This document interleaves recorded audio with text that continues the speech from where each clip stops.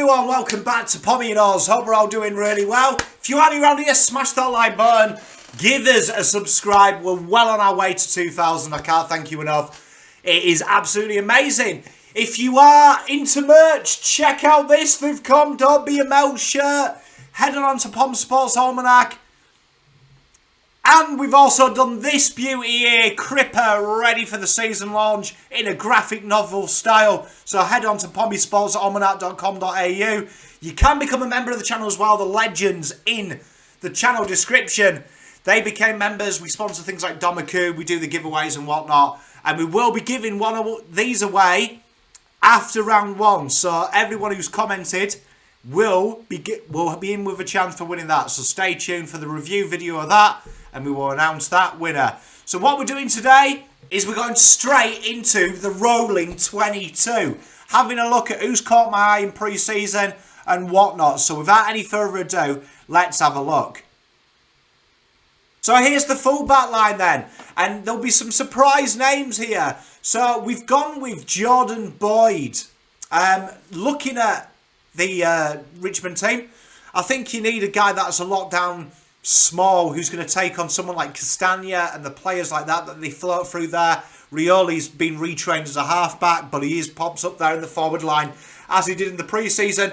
And I'm not a huge fan of Jordan Boyd, so I'm not jumping on the bandwagon yet. But I do just think, looking at what Voss did against Melbourne, he did seem to run with the smaller guy. We know Voss loves his kicking and his intent, and I will give him that. He's got a decent kick about him. He looks to take the game on. So for me, I think it's probably worth throwing him in there with the makeup of the back line I'm going with. At fullback, keeping his position, no surprise there. The man, the myth, the legend that is Mr. Fullback himself at the moment, Oscar Mcdonald. I thought he did really well. He acquitted himself, impressive as well for me. And I'm looking forward to seeing what he brings come game day. I thought he did really well against Melbourne's Tolls. He's reliable. He stays on his man. He allows the other guys to float. I really enjoy it. And then on the other back pocket, he had a real good comeback in the VFL. I think Voss will want him in as soon as possible, looking at that back line and how he likes to transition. We know the threat that Carlton possessed on the transition. I think he's another layer to that. Sam Doherty is my other back pocket. So that's the full back line then. What about the half back line? Let's take a look.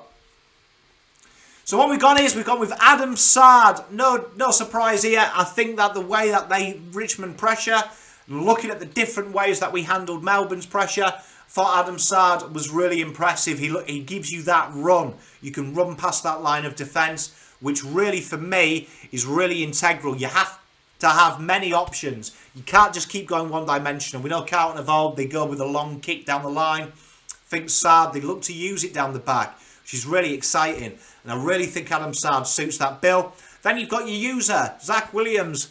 I really enjoyed Zach Williams' game against Melbourne. He looks to use the ball, looks to take it on. A few little passages of play as well where he looks to get the ball back. I think that's a real strong half-back line. And for me, that is what I'd go in with my main pillar, Jacob Whittaker, newly appointed vice-captain. For me, I think that is just a no-brainer and someone that I'm looking to really enjoy and see what he can bring. So then we go on to the centre line. Now, I think this one's going to be probably the toughest one to actually ascertain if I was Voss. But I've gone with Setterfield on that problem wing position. Now, he wasn't brilliant against Melbourne, but I'm looking at that wing position and I just don't think that Voss would want to float someone through there that hasn't done it in such a big game. I think Richmond game is probably the biggest game of Voss's tenure. I think he's really eyeballing this as the turning point. We're always 0-1. Get the dub here, it's 1-0. And I'd be looking at Setterfield and saying, look, he may not be the greatest player ever to play the game. However, he does know that role. That is the role that he played at juniors across the half-forward line as well. He gets mucked in. I want to see him get the hands on the ball a bit more and put a bit more pressure on. But for me, he has the engine. He runs both ways. There's something there. With the midfield, you can probably mask it a little bit. But for me, the options are very limited there. And no one really said to me who isn't a trained winger, yeah, that's you. And I think you'd be crazy to play Doc on the wing first game back in the AFL. I think it'd be absolutely madness. You can float him there, but I think it gives you options to float having Setterfield there. CRIPPA, centre man, back to return of form. First name on the team sheet for me. The guy that we're going to be looking at, and a guy that I really do think can take the game on. And Lockie O'Brien, backed up St Kilda's game, got a bit better against Melbourne, ran with Ed Langdon. We said that was going to be the biggest matchup of him. He ran with him, outperformed him as well. Easily outperformed him, and I thought that was very impressive. Ed Langdon only really came into it in the last 10 minutes. Lockie covered him up, and I can't argue with that because Ed Langdon's one of the best in the league. Half forward line, Z Fish. He's in there, really taking to it, and another guy that we can float through that midfield. I think that's going to be the secret to this side, being able to float players. And I think Zach Fisher was really good. He's really impressed me in the pre-season. I'm glad I was wrong about him. I had a few questions going into pre-season. So far he's answered, and I think that's a no-brainer. Charlie Curnow, we saw him train the other day. Carlton released the pictures. We expect him to be there. No Dylan Grimes for Richmond, and I think Charlie Curnow and Harry Mackay will be excited about joining forces together against one of them probably being on Josh Gibcus, who's a very good footballer himself, but they'll be looking to bully him and use their AFL experience on him. Charlie Curnow for me, half forward line, can't fault that. And Jesus, the man that really buys into Voss's philosophy, and probably pre-Voss, this is the guy that does play that powerful brand, that does never say die attitude. Jesus retains his position all day long for me. And then we go on to the full forward line, and it gets a little bit tasty from here, doesn't it? But looking at this, I think this is what we've been crying for. Harry with two little natty small forwards. Owens, for me, one of the most underrated players at Carlton. He doesn't get the love. And I think you look at his stats last year, easily our best small forward. It's all right, people throwing any bets his name into that, but goals are only one facet of the small forward in the AFL. You're looking at pressure acts, you're looking at tackles, you're looking at being able to lock the ball inside 50. Inside 50s are the most used tactic in the AFL, most pointless tactic as well. They mean absolutely nada.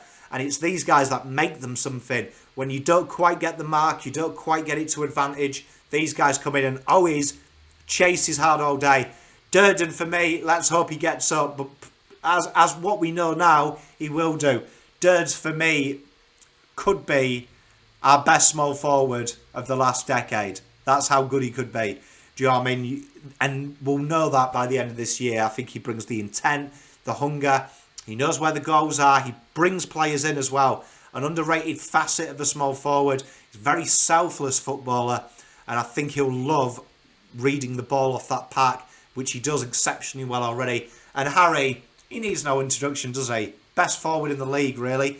And the Coleman medalist. He'll be looking to back that up and go one step further this year, which I think is going to really help having Charlie there.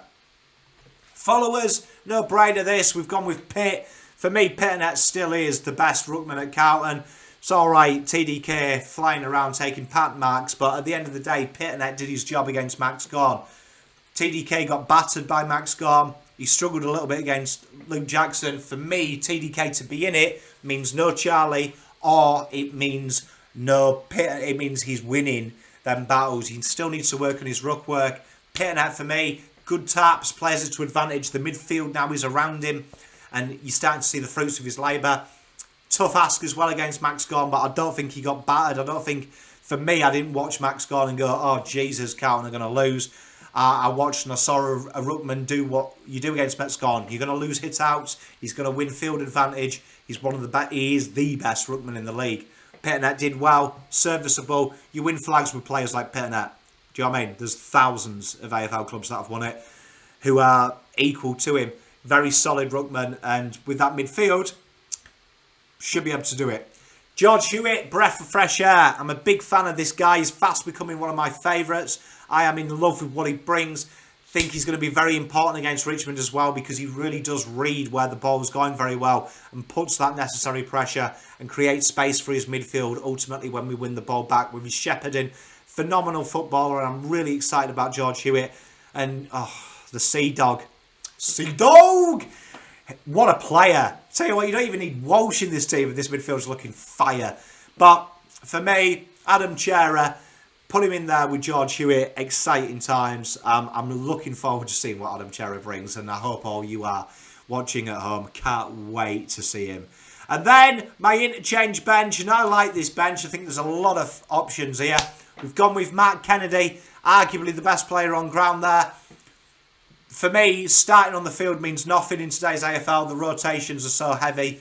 But I think Kennedy's brilliant, and I think it's going to be a brilliant thing to see that when the going gets tough, you can throw CRIPPA, Kennedy, Hewitt around the ball, create that energy. We know Richmond aren't very good from clearances. It's one of their struggle towns. They don't often win them. Under the Teague influence, you're starting to see that they're looking to kick very quick out of centre clearances. You saw that against Hawks, and you saw that in the practice game the week before. Something that they've added to their repertoire. And I think this is someone here that's going to encourage that panic kick. If you can throw Kennedy in there, he's going to do that. But he's also shown that when he's got the ball as well now, he's added that layer. Now he's had a pre-season. That engine. Excited about him.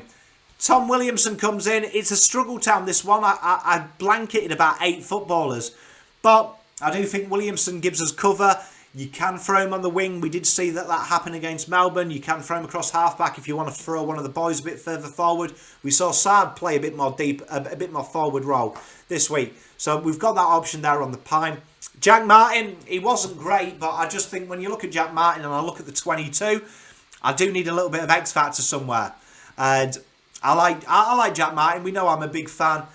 He's got history against Richmond. Bring him in. Hopefully he finds a bit of form. He wasn't horrible, but he wasn't good, if you know what I mean.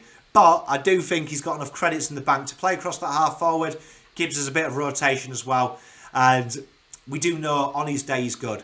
And final guy that we're looking at, Mitch McGovern. I'm a big fan. Tell you what, I was converted. I enjoyed it. And I think looking at how Richmond bring the ball in, we know that Lynch and Riewoldt are the 4th and 8th most targeted AFL footballers in the comp from inside 50s. That equals intercept options when you know that. Now, the gift that Richmond have, and we'll cover it more in the preview, but is that they bring it to ground.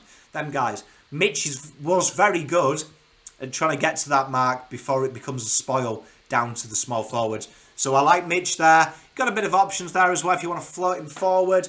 X, Y, Z.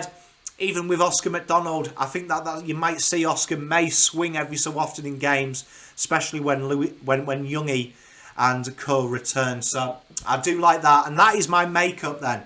So that being said, let me know your best 22. That's my rolling one. That's how I saw it. Few arguments. You could maybe put Plowman in for Boyd, but I really just think, based on what I've seen, I can't warrant Plowman in. But I'm a big fan. So let's have a look. Show me yours, and I'll look forward to seeing you next week. Hopefully I see you all at the Blue Abroad party tomorrow at 3 o'clock. Get your tickets. Until next time.